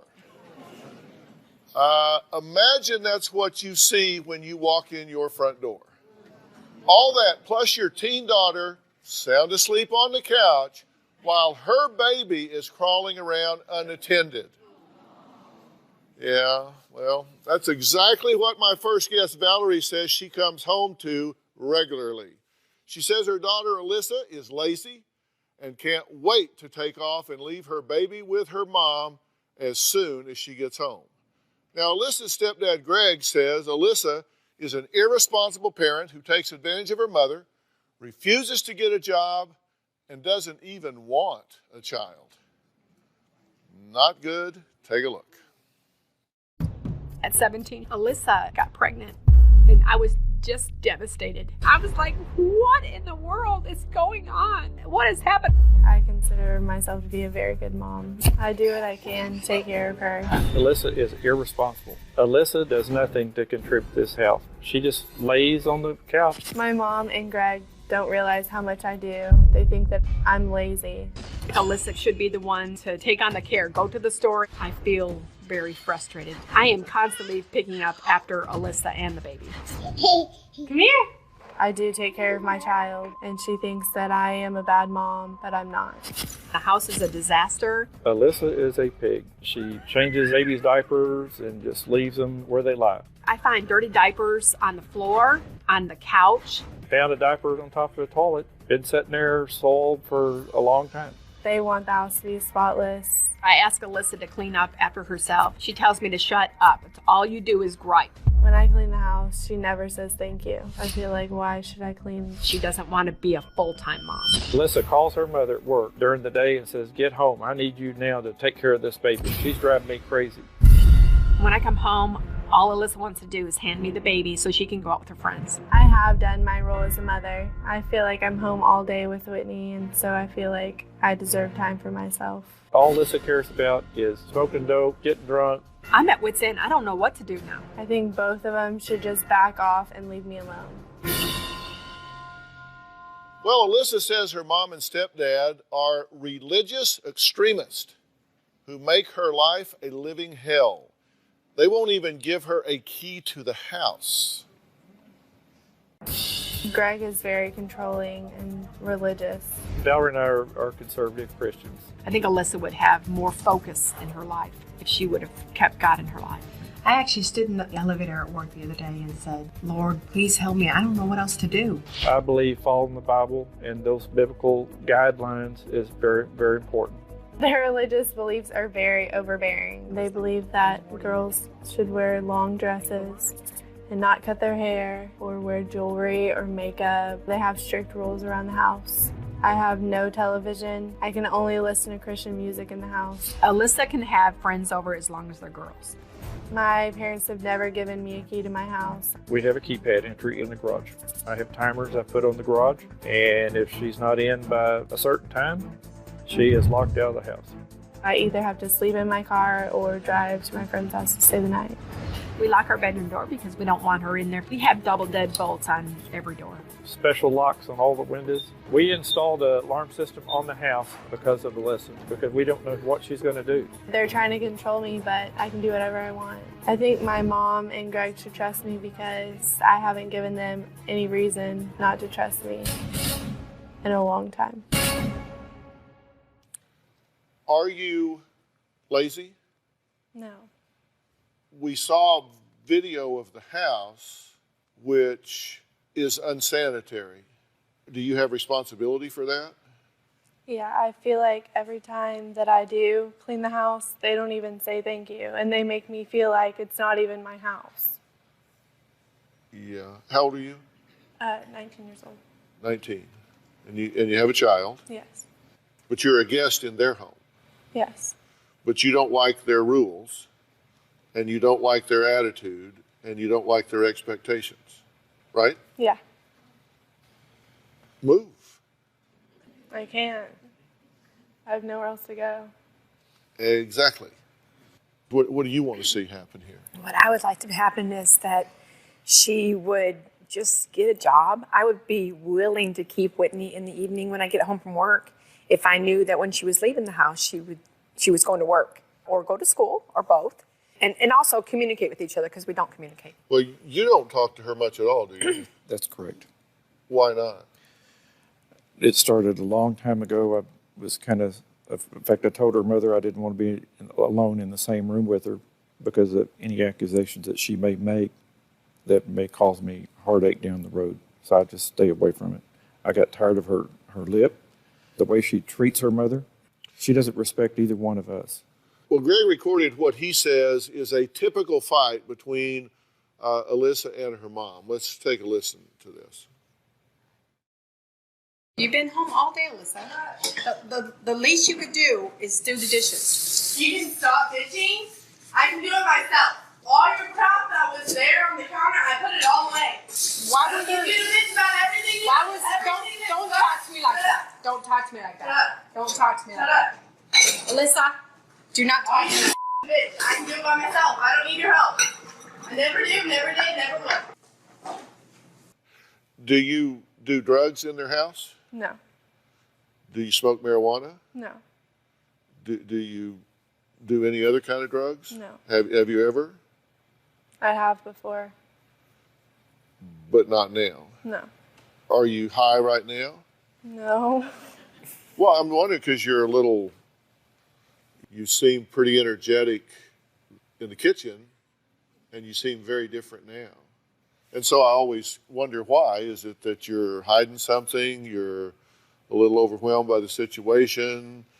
Maybe you're high? I don't know. You said I have done drugs before. How long's it been? Is that like back before you were a mother? When I was in high school. You were in high school, okay. Let's take a break. Greg says he doesn't trust his stepdaughter one bit and has even installed spyware to keep an eye on her. We'll talk about that when we come back.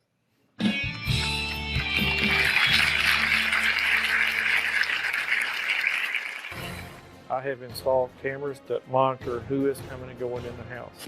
The cameras freak me out. I feel like my mom and Greg are stalking me.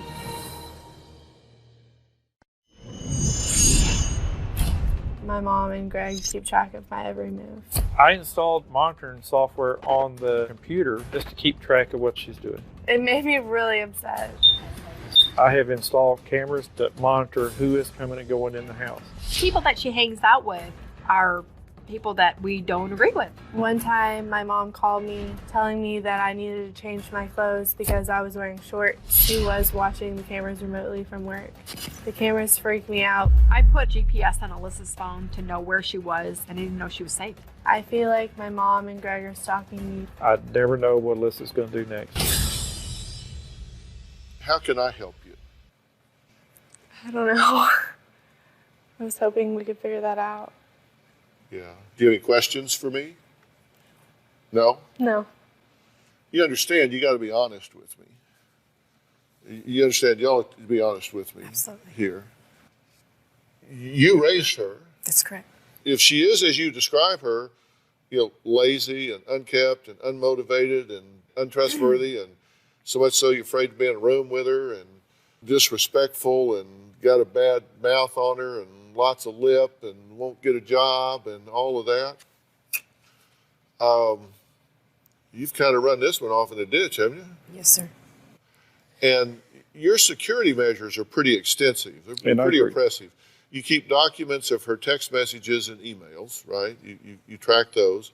You installed monitoring software on the home computer. You've tapped the home phone and recorded hours of phone calls.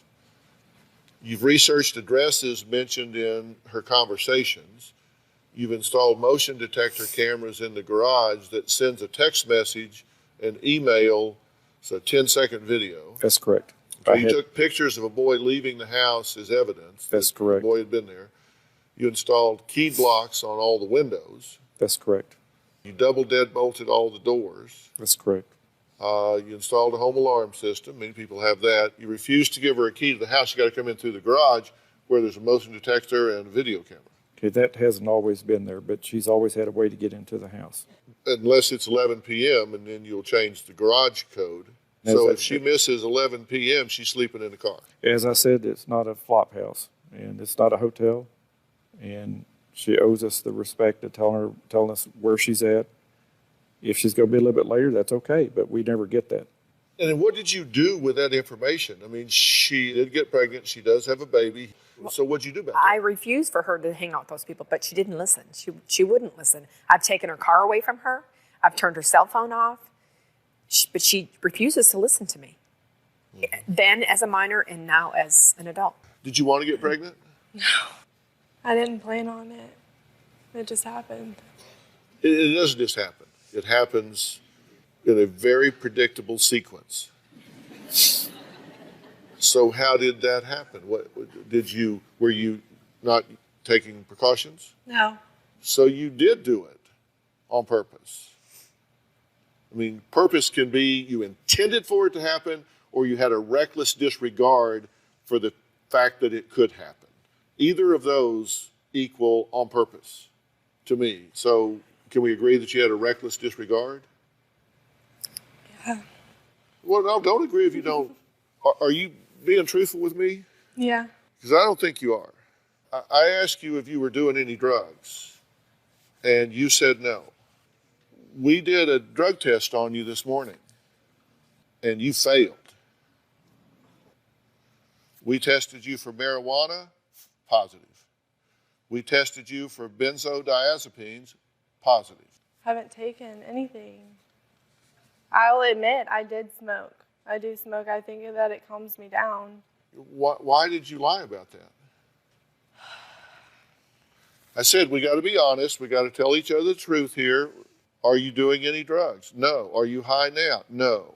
You tested positive for marijuana and benzodiazepines. And benzodiazepines are these anti-anxiety agents. They make you chill. They make you like she is right now. I'm not saying you took something this morning. I don't know whether you did or you didn't. What I do know is that you're lying to me, so I have no idea of knowing what else you're lying about.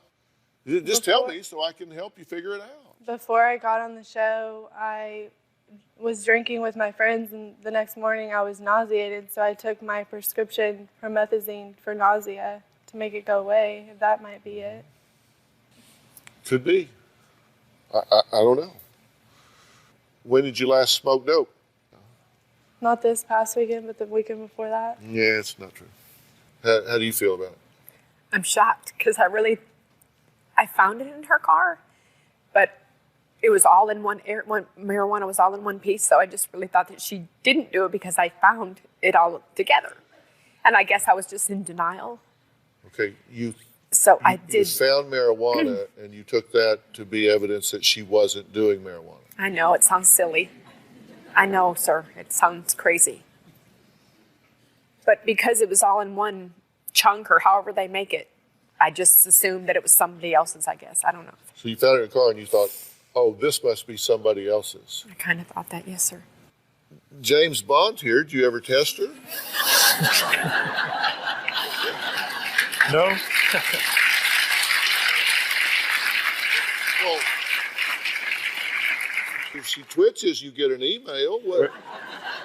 But yet you've tracked all of that, but you never thought, let's see if she's doing drugs? We have drug tested her. We have in the past. We have in the past. She's obviously a lovely young woman. Mm-hmm. She's obviously very intelligent and making some really bad choices.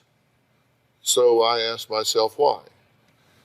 I look over at you two, and you don't seem like you'd be a lot of fun to live with.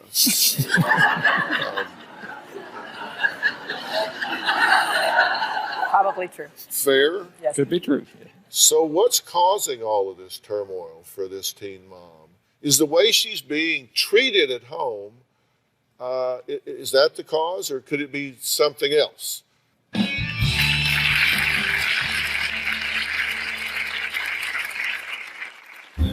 For many years, I've had a secret that I've never told anyone about. Alyssa has told me very little about what's happened.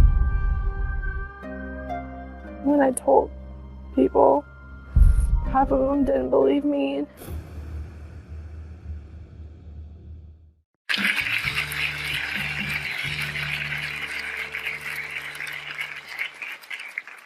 Recently, Valerie found out a startling secret her daughter Alyssa has been keeping for years. Alyssa has said she doesn't want to talk to her mom about it, but Valerie thinks this just might be a big part of the reason Alyssa has been behaving so badly. Let's take a look at what we're talking about here. For many years, I've had a secret that I've never told anyone about. From the time I was 4 until I was 17, I was molested by a family member. One time, he told me not to make any noise. He told me if I made any noise that he would whip me. And he pulled my pants down and was rubbing his thing on me. One time, we were going for a run around the lake, and he threw me in the lake and he raped me. He made me feel like if I told someone, then he would beat me, and I was scared for my life. I feel confused and hurt. Alyssa has told me very little about what's happened. She doesn't want to talk to me about it. When I ask her about it, she tells me to stop bringing it up. The most difficult part about all this is that when I told people, half of them didn't believe me. I've tried to help Alyssa with this situation, but she absolutely will not let me. I feel like a failure as a mother because I should have known. I feel guilty that I wasn't there to protect my own little girl, the only little girl that I had. Mothers are there to protect their kids, and I wasn't able to do that. I feel like what happened, I'll never be able to put it behind me. I feel like I should move on from this, but I don't know how. Oh my God. Now, Valerie, you've never heard any of these details. No, sir. You've never heard any of these details, and do you believe that something happened to her? Absolutely. Yes. Because she says some people believe her, some people don't. You've lied to me already. Are you telling the truth about this?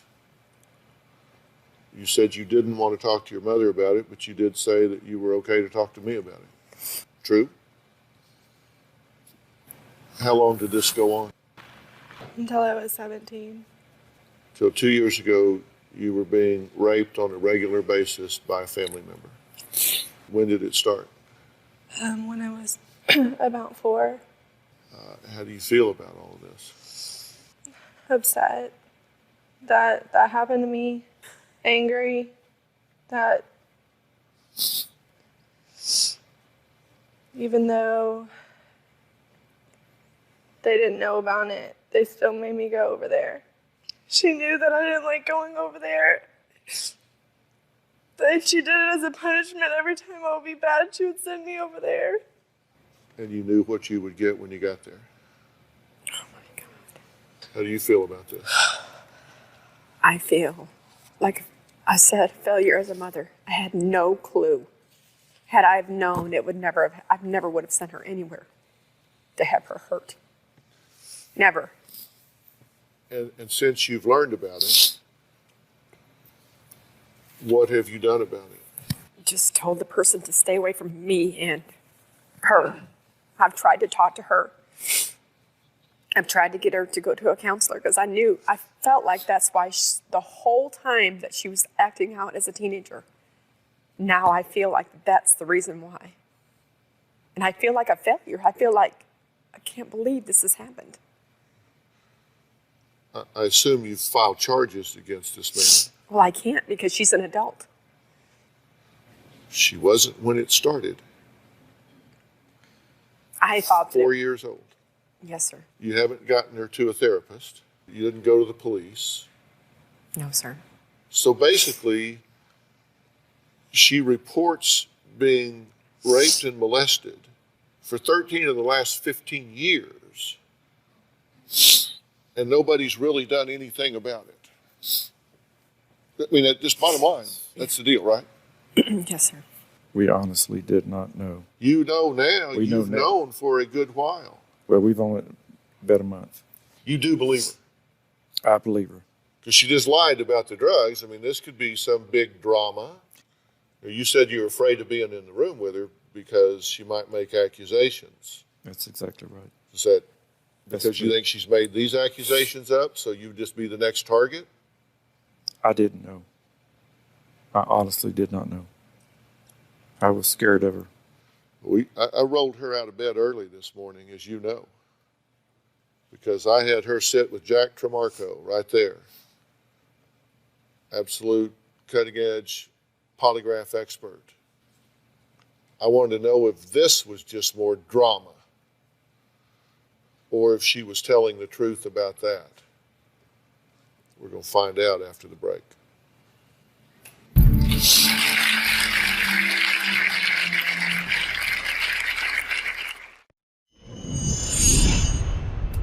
Even though my mom and Greg know about the abuse, they still treat me like crap.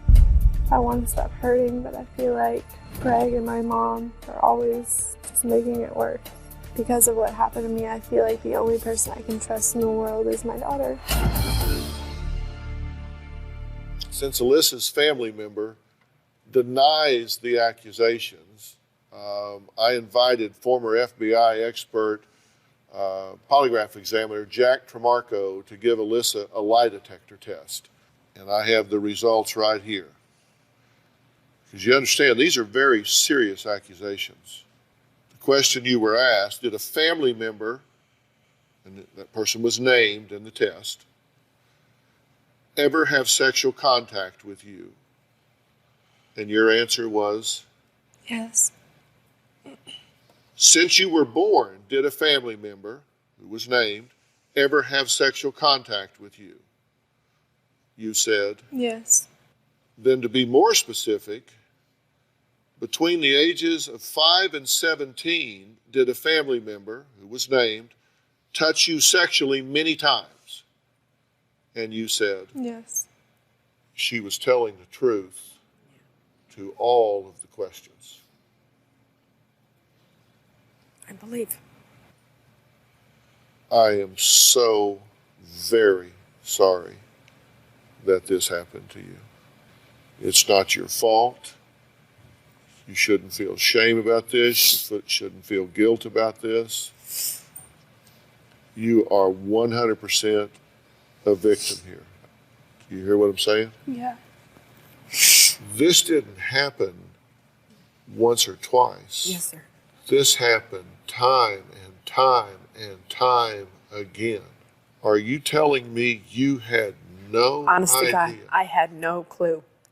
I was floored when I found out.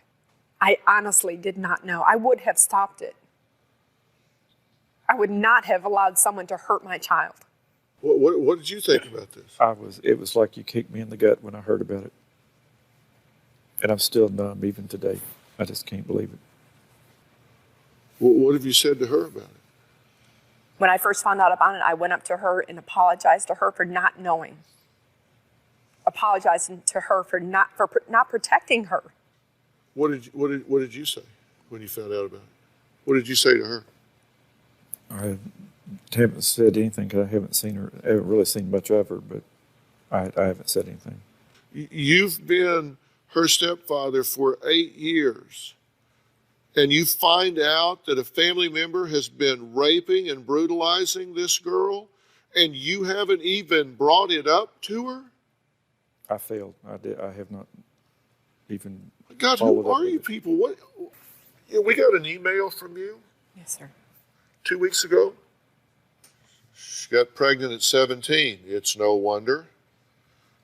Her baby's father's incarcerated. It's no wonder. She's refusing to get a job.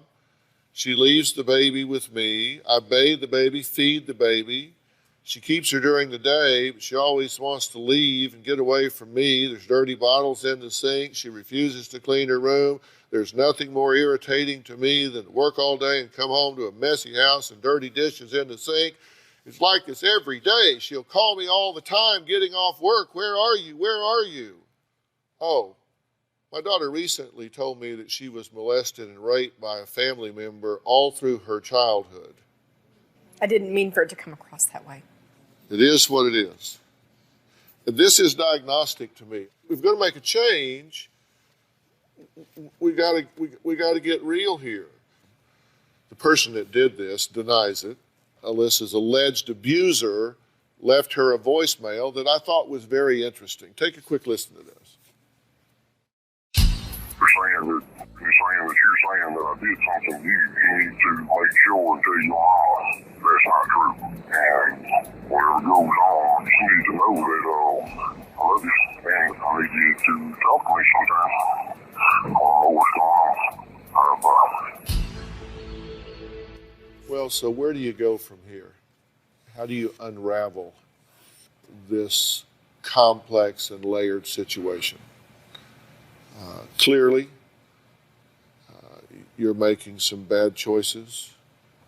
Clearly, I believe you are underreacting or non-reacting to a very pathological situation. So what do we do with all of this? I'm going to be very specific after the break.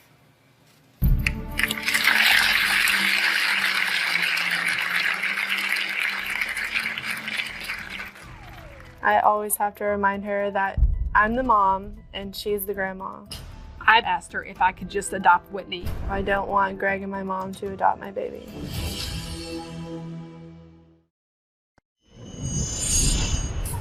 My mom does act like my baby's her baby. She used to tell me that God gave her a second chance because she messed up the first time. I think Whitney has a closer bond with me than she does her own mom. When I'm holding her and Alyssa tries to grab her, she comes back to me. I always have to remind her that I'm the mom and she's the grandma. I've asked her if I could just adopt Whitney. She thinks I'm an incompetent mother. I don't want Greg and my mom to adopt my baby. I'd be in my late 70s when she becomes 20 years old. And I always ask myself, is that what I want to do? I think the better option is for me to raise her because I know that she'd be taken care of well. Let me tell you some things that I believe you really don't know that I think when you do know, it will change the way you approach this situation. I don't believe that your intent was to send your daughter to the hands of a predator. I don't believe that. Think about how confusing it is, given that this was a trusted family member, that this was someone that she's taught to respect and obey. At age 4, you don't know what's right and what's wrong. You don't know whether something fits or not. But then you start getting older and you start figuring it out, but it just keeps happening. And then there are threats of what's going to happen if you tell about this, if you open your mouth. Nobody's going to believe you. Are you kidding me? Mean, intimidating threats to someone that is used and abused sexually. Their self-worth crashes. Their self-esteem crashes. Their confidence crashes. Their trust crashes. And she goes out and gets pregnant. Let me tell you, these people learn this is what's valued. This is what you do. So they are at high risk for promiscuity and teen pregnancy. Not because that's what she chose, because that's what some sick bastard chose for her.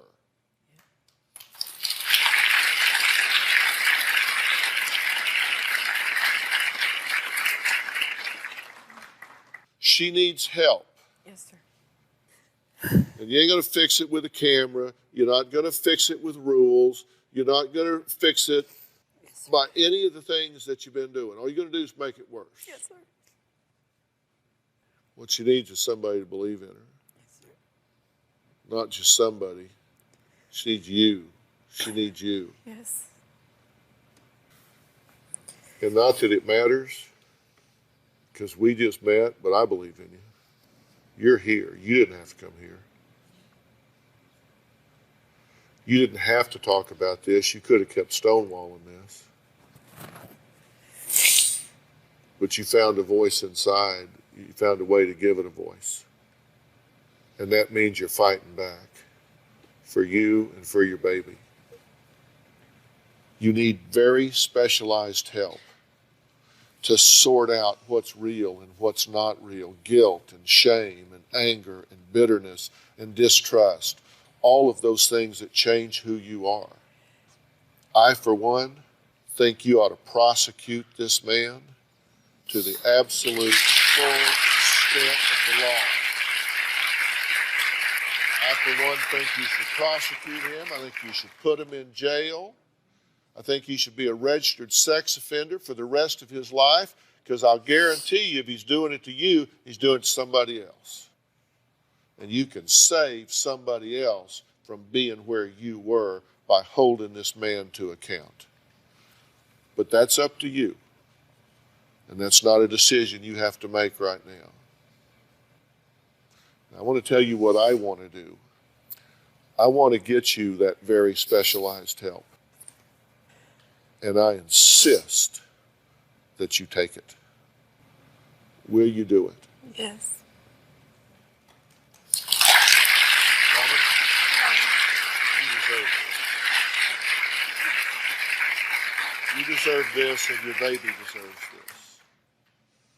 And these guys need some help and guidance about how to do what they're trying to do.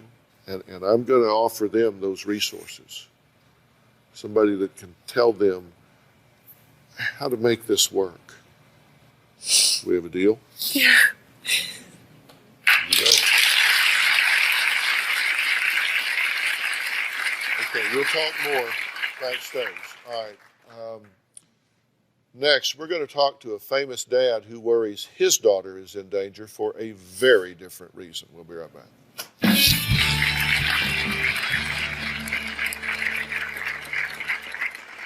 I'm a father, and this happened to my daughter. My ex-girlfriend told my daughter that this was the good drugs versus the bad drugs. So for my child, it was confusing.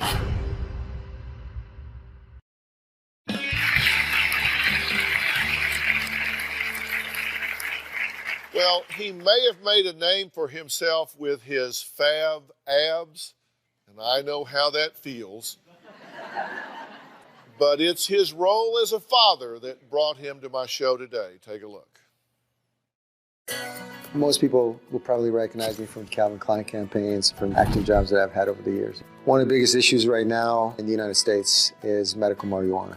And I want to try to keep as many kids away from this as possible. My campaign is very personal because I'm a father and this happened to me, to my daughter, and she's 11 years old. My ex-girlfriend has a legal marijuana selling business. And my ex-girlfriend was having an average of 60-some plants in the garage while my daughter was living in that house. And my ex-girlfriend told my daughter that this was for the good people, not the bad people, and this was the good drugs versus the bad drugs. So for my child, it was confusing. My daughter knew about drugs. We teach them in school, and we teach kids that drugs are bad for you. So all of a sudden, the drug is good for you. So how do you make a difference between the two? I think children shouldn't be exposed to marijuana or a business that sells marijuana. There should definitely be a law that bans parents who are selling marijuana with children under the age of 18 years old. That's my belief, and I'm going to keep fighting for it. Well, I want you to welcome Antonio Sabato Jr., who wants to pass laws that would prevent parents with children under 18 from growing medical marijuana. Someone who completely disagrees with that is Cheryl Schumann, the executive director of the Beverly Hills Cannabis Club. She is also known as the Martha Stewart of marijuana. Wow, okay. So Martha Stewart of marijuana. Antonio, let me start with you. Yeah. What's your point of view here, and what do you think people need to be alerted to? Well, first of all, I know so much about marijuana because it was my first drug. I thought it was something that I could smoke and be okay and do the things that I wanted to do. But what happened after that is that it led me to do other things and worse things, and I've been clean from any type of drugs for 11 years. Right.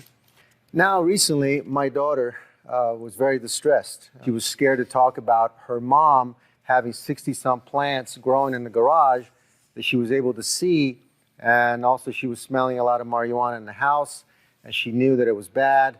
And then her mother told her not to talk about it, that it was fine, it was for the good people. These are patients, we're trying to help them. It's not for the bad people.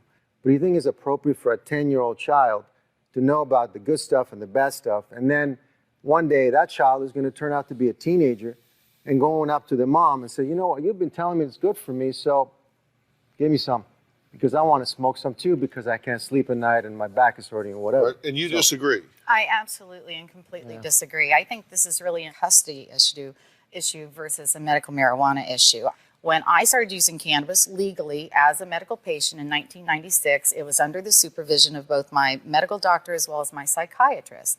And they were the ones that recommended it to me over taking 80 milligrams of Prozac a day, Xanax, Halcyon, and so forth. So for me, it worked better as an alternative to opiates. And I was able to get off of all pharmaceuticals. But he's not debating that. What I hear him saying is exposing children to this at a young age and creating confusion in them or over accessibility to them predisposes a comfort level with starting that drug, which could be a problem with other drugs and later in life. Am I getting you? Absolutely, doctor, absolutely. Okay. What she's trying to say, I understand, because she's all for the marijuana, and I'm okay. I'm for the responsible adult use of cannabis, So you think, medical cannabis, with a license as a patient, not for people all right, with so addiction. would you smoke it with a 10-year-old child? Absolutely not. But I will tell you, when my children Would you came smoke home, it in the next room and then bring it over here? Could I finish my sentence, please? But we're talking about different things. We're talking about two different things. I smoked it, so my daughter at 10 years old being confused is making me think as a father, as a caring father, going, wow, maybe my daughter someday will come back and go, my mother is selling it, maybe I'll smoke it too. So what do you say about that? Well, I firmly believe that we're talking about parental responsibility. I'm a mom. I would never, ever be a proponent of a child using cannabis that was not prescribed by a real doctor. I understand that. It shows the need for regulation. Oh, wow. And that's the I big don't problem. think so. I'm also for the rights of children. I mean, our children absolutely must be protected. I have 2 daughters of my own. All right, well, we're going to need to take a break. Next, we took a poll asking if it's okay for parents to grow medicinal marijuana if they have kids under 18. I'll tell you the results when we come back. Plus, I'll tell you what I think, not that it matters.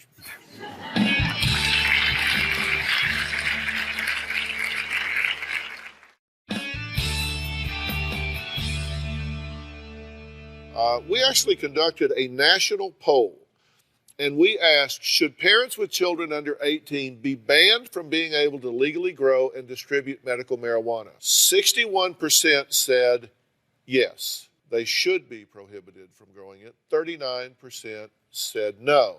On our Twitter, Shannon Love STTS says medicinal use of this drug and the misuse or illegal use of this drug are two separate things. Kids can be taught. Then Fifi Flea says marijuana has health benefits for many people. However, caution is necessary when children are in the home. No question about it. Helen Lusk, 1957, says people need to be alerted to the fact that pot is not harmless. It is much stronger than it was years ago, in fact. So that's what some of our viewers at home are saying. What you're concerned about is the exposure of young children. Absolutely. I'm all about keeping children safe. We need law reform and we need regulation to protect our families. Got it. Antonio, thank you. Interesting topic. Cheryl, thank you so much. All right, thanks so much for being here. So long.